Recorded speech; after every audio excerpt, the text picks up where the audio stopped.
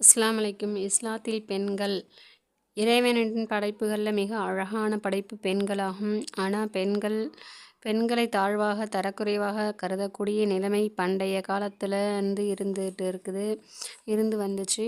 அக்காலத்தில் உள்ள நாட்டிலெல்லாம் பெண் குழந்தைகள் பிறந்தால் அதை அவமானம் என எண்ணி பெற்றோர்கள் பல மாதங்களில் வெளியே வராமலும், சில சமயங்களில் பிறந்த பெண் குழந்தைகளின் உயிரை புதைத்ததாகவும் வரலாற்று ஏடுகளில் காணப்படுது.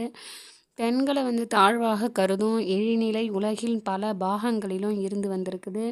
இந்த தன்மை அருமை நாயகம் ஸல்லல்லாஹு அலைஹி வஸல்லம் அவங்களுடைய வருகையால் எல்லாம் உள்ள இறைவன் அளித்த அருள்மறையாம் திருமறையின் துணை கொண்டு மாறி இப்பொழுது பெண்களுக்கு இஸ்லாம் ஒரு உன்னத நிலையை வழங்கியுள்ளது.